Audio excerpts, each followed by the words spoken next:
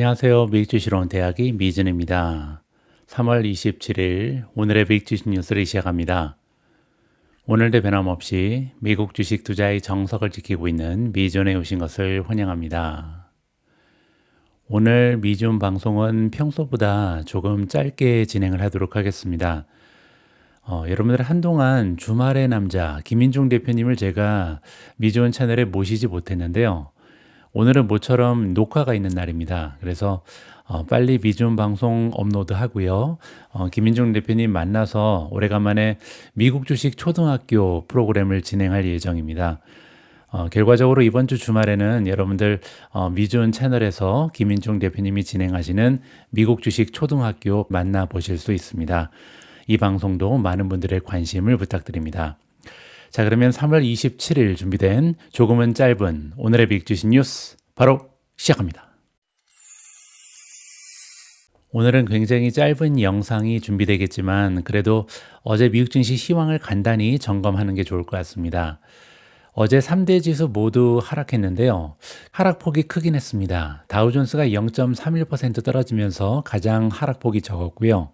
S&P 500은 1% 이상 1.12% 급락했습니다. 마지막으로 나스닥이 가장 좋지 않았는데요.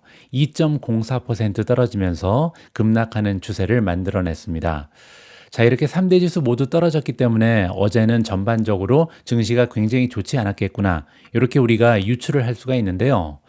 실상 S&P 500의 맵을 보시면요. 그렇지만은 않습니다. 자세히 살펴보면요. 개수로 따지면 사실상 상승한 종목의 수가 하락한 종목의 수보다는 오히려 더 많았거든요. 그럼에도 불구하고 면적이 좀 넓은 시가총액이 커다란 테크주 위주로 하락했기 때문에 어제는 3대 지수 모두 마이너스를 보였다. 이렇게 보시면 됩니다. 실제로 S&P 500의 시장 폭을 보시면요. 어제는 41.74까지 상승했습니다. 어제 방송에서 제가 40.15라고 말씀드렸잖아요. 따라서 오히려 상승한 종목의 수가 많았기 때문에 시장의 폭은 조금 더 확장됐다는 것을 확인해 볼 수가 있겠죠. 자, 따라서 정리를 해보면요. 어제는 시장이 전반적으로 떨어진 것은 아닌데 테크주 위주, 그것도 우리가 애정하는 인공지능 수혜주들이 굉장히 많은 폭으로 하락했다는 것을 살펴볼 수가 있겠습니다. 자, 일단 어제 시장의 분위기가 나쁘지 않았던 이유는요. 트럼프 대통령의 발표 때문인데요. 4월에 부과될 관세가 상호 관세보다는 오히려 관대할 것이다. 긍정적인 소식을 전달했습니다. 자, 이 얘기는요. 4월 2일부터 부과될 예정이었던 상호 관세가요. 생각보다는 조금 느슨할 가능성이 있다는 거죠. 따라서 시장의 우려가 조금은 가실 수 있는 소중한 뉴스가 발견이 되는 거죠. 자, 반면에 그러면 AI 수혜주들은 왜 이렇게 많이 떨어졌는지, 테크주 위주로 왜 이렇게 빨간색이 짙게 나타나는지 이 부분을 확인해 봐야 되는데요. 마이크로소프트발 뉴스 때문입니다. 어제 마이크로소프트가요. 일부 데이터 센터 계획을 폐기한다라는 뉴스가 보도가 됐거든요. 2월 달에도 한번 있었던 뉴스인데 이번에 다시 한번 재확인이 된 거죠. TD 코엔의 애널리스트에 따르면요. 마이크로소프트는 지난 6개월 동안 미국과 유럽에서 약 2기가와트의 전력을 소비할 새로운 데이터 센터 프로젝트를 포기했다라는 소식입니다. TD 코엔 애널리스트 마이클 엘리아스에 따르면요. 인공지능을 구동하는 컴퓨터 클러스터의 공급 과잉을 그 이유로 꼽았다. 따라서 데이터 센터가 너무나 많이 우후죽순처럼 들어서기 때문에 이제는 더 이상 만들 필요가 없다. 이러한 결론을 내고 있는 거죠. 저는 개인적으로 조금 더 우리가 자세한 내용을 살펴볼 필요가 있다라고 생각을 하는데요. 왜냐하면 이번에 마이크로소프트가 포기한 데이터 센터를요, 구글 그리고 메타가 인수한다라는 소식이 덧붙여졌거든요. 따라서 전반적인 수요가 감소한다라고 생각하기에는 조금 무리가 있다는 것이 저의 개인적인 판단입니다. 자, 어쨌든 이러한 뉴스가 보도가 되면서 생각보다 AI 수요가 많지 않은가 보다. 이러한 시장의 우려가 커졌다라고 이해가 가능하겠죠. 자, 그래서 오늘은요. 어제 시장의 급락이 새로운 하락 추세를 예고하는 건지 아니면 잠깐 스쳐가는 바람인지 여기에 대한 기술적 분석을 여러분들과 함께 진행해 보도록 하겠습니다. 오늘은 제가 직접 작성한 컨텐츠를 읽어드릴 텐데요. 제목은 데드캣 바운스였나 라고 지어봤습니다. 데드캣 바운스는요, 주가가 심하게 급락했을 때 이제 높은 곳에서 떨어졌기 때문에 죽어 있는 고양이도 반등할 수 있다, 잠깐 뛰어오를 수 있다, 이런 얘기거든요.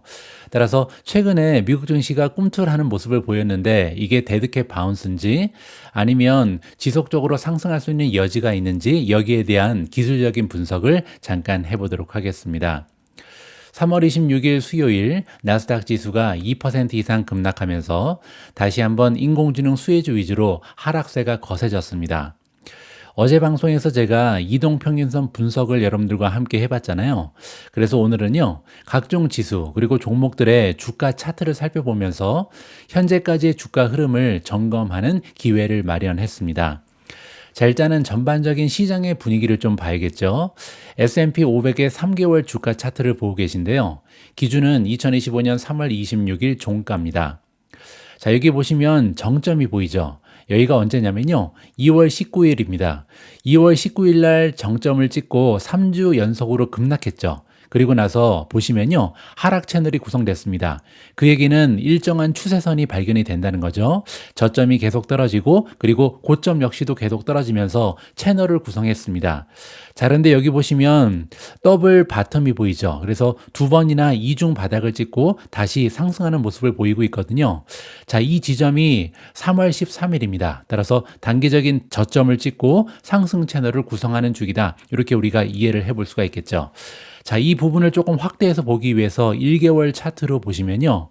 S&P 500은 다행히 어제의 급락이 이러한 상승 추세선을 하향 돌파하지는 않았습니다.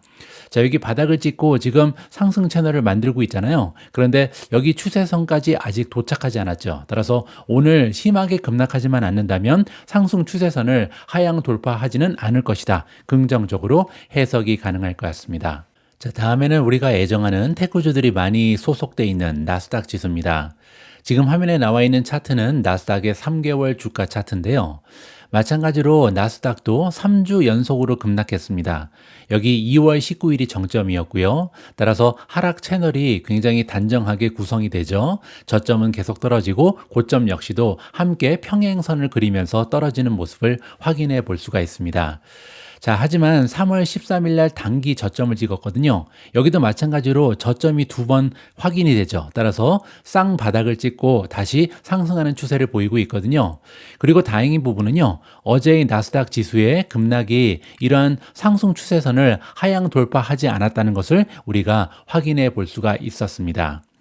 자, 다음에는요, ETF로 넘어가는데요. MAGS라는 ETF입니다. 자, 이거는요, 매그니피센트 7, 7종목을 추종하는 ETF다. 이렇게 보시면 되겠죠. 자, 여기 3개월 차트를 여러분들께서 확인해 보실 수가 있는데요.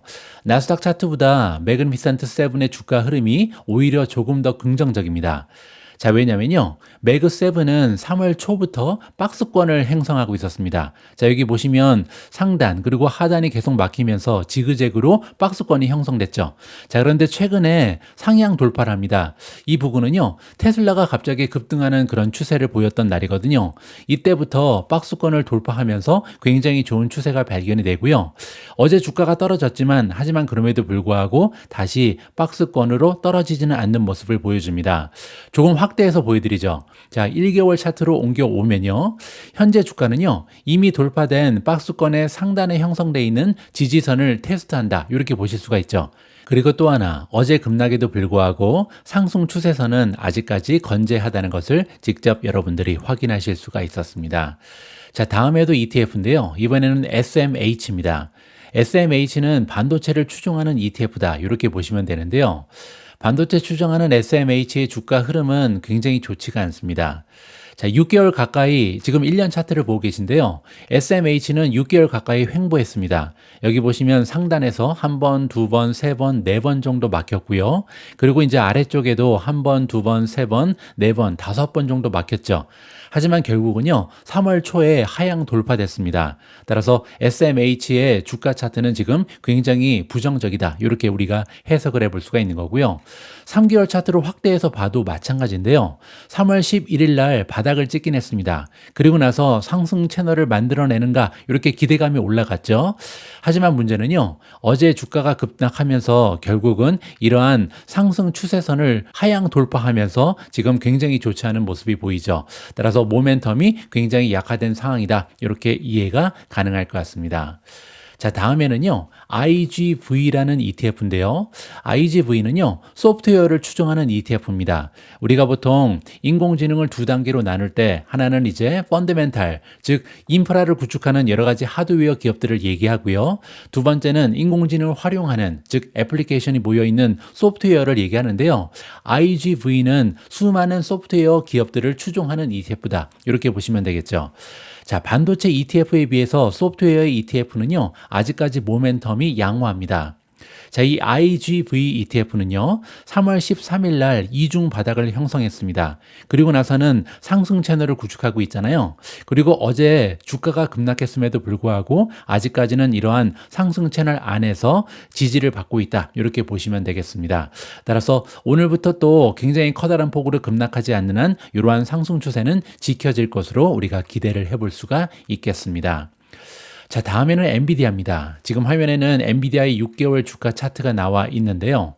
엔비디아의 주가 차트는요, 지난 11월부터 지금까지 지속적으로 저점이 떨어지고 있고요. 고점 역시도 평행을 이루면서 계속 하락하는 좋지 않은 부정적인 모습이 발견이 됩니다. 자, 물론 3월 10일 날 단기적인 저점이 형성이 되어 있는데요. 지금은 그거보다는 주가가 조금 더 올라가 있죠. 자, 문제는요, 이러한 추세가 깨지기 위해서는 여기 위에 나와 있는 추세선이 뚫리면서 상향 조정돼야 됩니다. 따라서 아직까지는 이러한 하락 추세선을 뚫기 전까지는 하락 추세로 이해하는 것이 더 맞는 판단이다. 저는 개인적으로 봅니다. 자, 그리고 3월 10일 날 저점이 107달러였는데요. 이 107달러 이하로 떨어지는지 아니면 위로 상승하면서 하락 채널을 뚫고 상향 돌파하는지 이 부분을 지켜볼 필요가 있다는 것이 개인적인 판단입니다. 자, 하드웨어 기업 하나 더 보겠습니다. 이번에는 브로드컴인데요. 브로드컴 차트도 굉장히 부정적이죠. 자, 여기 보시면 하락 채널을 만들어내다가 결국은 박스권에 접어들면서 횡보를 했죠. 자, 근데 문제는요, 11월 이후 지금까지 200달러 부근에서 바로 밑이었죠. 197인데요. 여기에서 한 번, 두 번, 세 번, 네 번, 다섯 번 정도 계속해서 상향 돌파하기 위해서 시도를 했습니다. 그런데 번번이 200달러를 넘지 못하고 좌절했잖아요.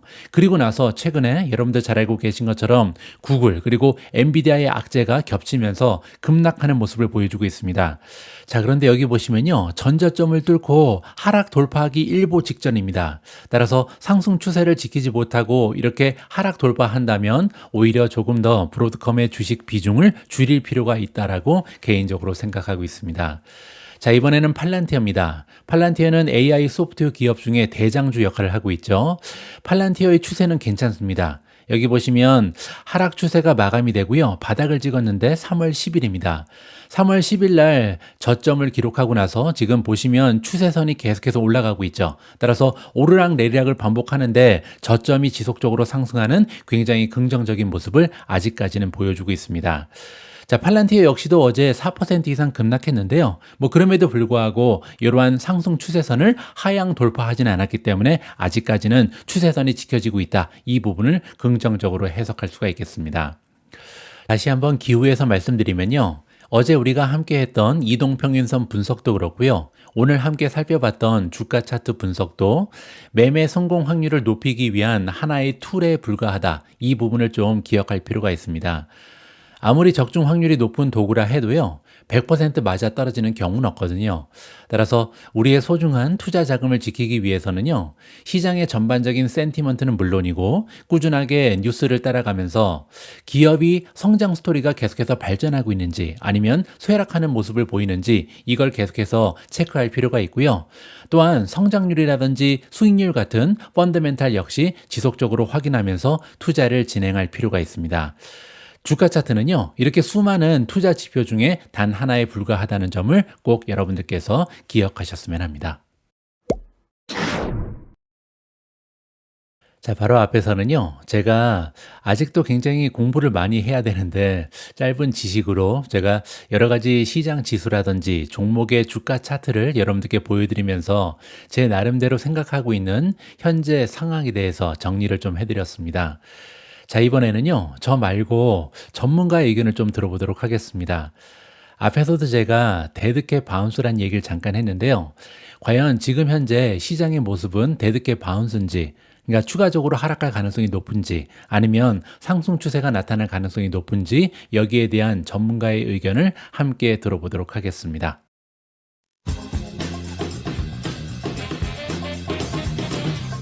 월요일은 증시가 몇 주 만에 최고치를 기록하는 등 강세장의 중요한 날이었습니다. 하지만 단기간의 반등일까요? 저는 Stocks in Translation의 진행자 제러드 블리커리입니다. 그리고 이 이상한 미국 속담에 대해 궁금해하는 사람들을 위해 말씀드리자면 데드캣 반등은 장기 침체기 중에 발생하는 짧거나 짧은 시장 반등을 말합니다. 공평하게 말해서 시간이 지나야 알 수 있습니다. 하지만 탐정 노릇을 해서 교육받은 추측을 할 수는 있습니다. 당연히 시장 활동의 시작부터 시작합니다. 진짜 문제는 이 랠리가 지속력을 가질 수 있느냐는 것입니다. 찾고 있는 것은 강세장을 가리키는 작은 단서들입니다. 그것들을 모두 합치면 다음과 같습니다. 시장 규모를 살펴보겠습니다. 볼륨과 폭을 살펴볼 텐데요. 그것들은 핵심 지표가 될 수 있습니다. 진정한 랠리라면 전문가들이 참여한다는 신호인 브레이크아웃에서 높은 거래량을 보여야 합니다. 인베스터스 비즈니스 데일리는 팔로우 스루 데이라는 개념을 사용합니다. 시장 저점 477 후 주요 지수가 거래량 증가로 최소 1.25% 상승할 때 발생합니다. 그런 후 일어난 랠리 뒤에는 잠재적인 강세가 있다는 신호입니다. 중요한 점은 월요일 랠리가 전날의 거래량의 극히 일부에 불과했기 때문에 자격을 갖추지 못했다는 것입니다. 이제 참여에 대해 조금 이야기했지만 누가 참여하고 있을까요? 어떤 섹터가 움직이고 있나요? 유틸리티와 헬스케어인가요? 그들이 선두를 달리고 있고 방어적으로 들립니다. 하지만 월요일의 랠리는 테슬라, 팔란티어, 그리고 기술, 소매, 산업 분야의 순환 주식들이 이끌었습니다. 강세 증거입니다. 이제 패턴을 찾아보세요. 차트가 말하고 있나요? 기술적 단서를 찾아볼 수 있습니다. 월요일 S&P 500은 주요 기술 지표인 200일 이동 평균선 위로 상승했지만 기술적으로 더 중요하다고 할 수 있는 1월 최저에는 미치지 못했습니다. 때로는 더블 바텀과 같은 좋은 가격 패턴이 있지만 반드시 그런 것은 아니고 지수에서 언급할 만한 주요 패턴도 없습니다. 패턴과 기술에 대한 현재 상황에서는 엇갈린 상황입니다. 계속해서 분위기를 고려합니다. 알파 트렌스의 브라이언 셰넌은 하락장에 대해 이렇게 말하고 싶어 합니다. 하락장은 당신을 두렵게 하거나 지치게 합니다. 최근 시장 움직임과 미익스 변동성 게이지는 시장에서 상당한 두려움을 보여주었습니다. 옵션 시장에서 약간의 두려움도 보였고 AAII 조사와 같은 투자자 설문조사에서는 지난 몇 주 동안 엄청난 하락장이 예고되었습니다.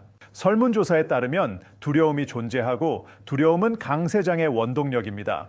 이 모두를 종합해보면 안타깝게도 아직 명확한 신호나 답은 없습니다. 거래량을 보면 상당한 참여가 있었지만 Investors Business Daily의 QS 지속일 기준에는 미치지 못했습니다. 차트상으로 여전히 몇 가지 기술적 저항이 남아 있습니다. 그렇다고 해서 반등이 끝났거나 더 하락을 의미하는 건 아닙니다.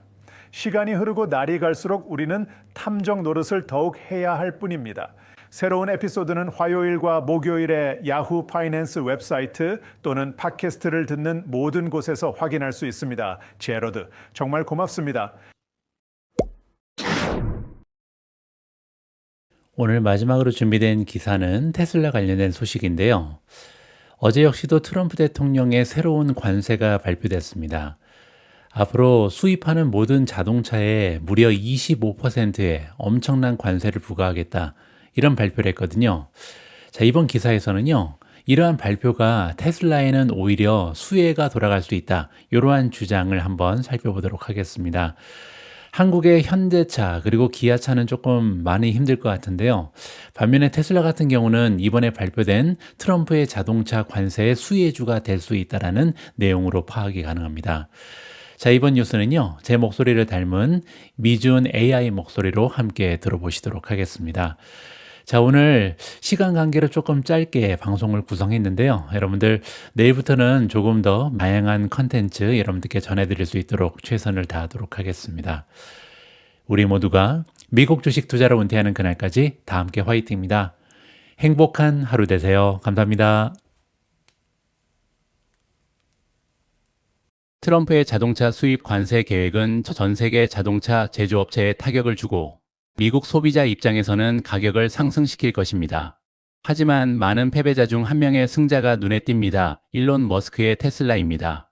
이 전기 자동차 제조업체는 캘리포니아와 텍사스에 미국에서 판매하는 모든 자동차를 생산하는 대형 공장을 가지고 있어 트럼프의 수입 자동차와 주요 부품에 대한 새로운 관세 부과로부터 어느 정도 격리되어 있습니다. 반면 한국의 현대 자동차를 비롯하여 독일의 폭스바겐, 미국의 제너럴 모터스 등 주요 경쟁사들은 곧 급격히 높아진 비용에 직면하게 될 것입니다. 오토 포캐스트 솔루션즈의 글로벌 자동차 예측 담당 부사장인 샘 피오라니는 전화 인터뷰에서 승자는 거의 없을 것이라고 말했습니다. 소비자 역시 선택의 폭이 줄어들고 가격이 높아지기 때문에 패자가 될 것입니다. CFRA 리서치 애널리스트 게런 넬슨은 이번 주 분석에서 테슬라가 국내 제조업 운영으로 인해 새로운 관세에 가장 적게 노출되어 있다고 썼습니다. 테슬라 역시도 미국 내 자사의 관세 면제 자격에 대해 자랑하면서 X에 올린 게시물에서 자사의 모델이 전적으로 미국에서 생산된 자동차라고 말했습니다. 포드 자동차 역시도 미국에서 판매하는 자동차의 약 80%가 미국 내에서 생산되기 때문에 일부 경쟁사보다 덜 심각한 영향을 받을 수 있습니다. 다음 주부터 새로운 25% 관세가 모든 수입 승용차와 경트럭, 그리고 엔진, 변속기, 전기 부품과 같은 주요 부품에 적용될 것입니다. 이 부과금은 캐나다 및 멕시코와의 자유무역 협정에 따라 수입되는 차량과 부품 중 미국이 아닌 국가에서 생산되는 것에만 적용됩니다. 이는 공급 라인이 대륙을 가로질러 지그재그로 뻗어 있는 차량의 충격을 완화하는 역할을 합니다. 무역 협정에 부합하는 캐나다와 멕시코의 부품에 대한 관세도 미국이 징수 절차를 수립할 때까지 발효되지 않습니다. 미국 주변국들은 이 기회를 이용해 전면적인 시행을 막으려 할 수 있습니다. 비록 가능성이 희박하더라도 말입니다. 그럼에도 불구하고 이 조치는 트럼프가 첫 번째 재임 기간 동안 재협상하여 북미 지역에 걸쳐 긴밀하게 통합된 공급망을 형성하게 한 대륙 자유무역 협정에 대한 전면적인 반대입니다. 마크 카니 캐나다 총리는 이 관세를 직접적인 공격이라고 불렀습니다. 수입차에 크게 의존하는 외국 브랜드가 가장 큰 압박을 받을 것입니다. 한국의 현대 자동차가 가장 큰 타격을 입을 것으로 보입니다.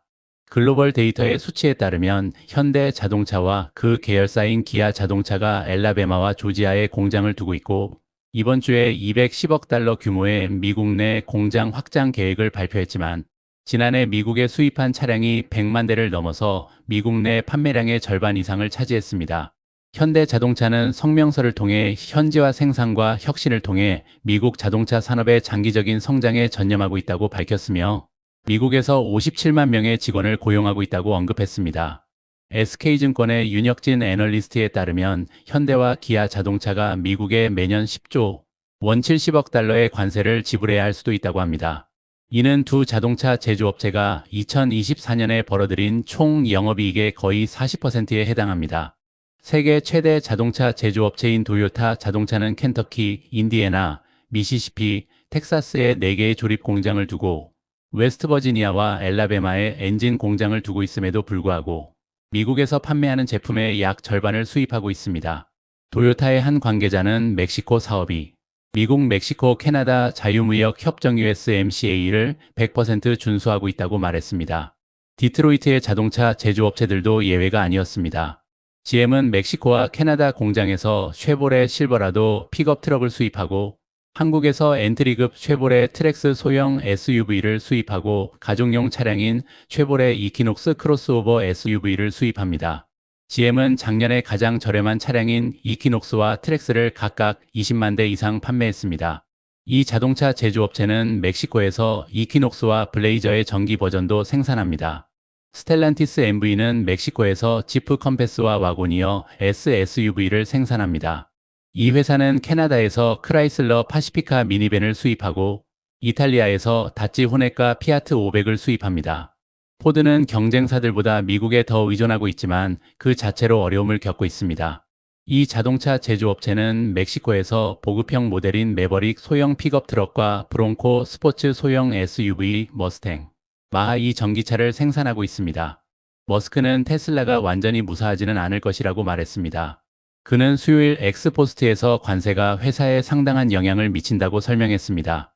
트럼프는 테슬라 최고 경영자가 행정부에서 중요한 역할을 맡고 있음에도 불구하고 이해관계에 충돌이 없다고 주장했습니다. 트럼프 대통령은 지난 수요일 백악관 행사에서 자동차 관세를 부과하는 선언문에 서명하면서 일론 머스크는 사업과 관련하여 나에게 어떠한 부탁도 한 적이 없다고 말했습니다.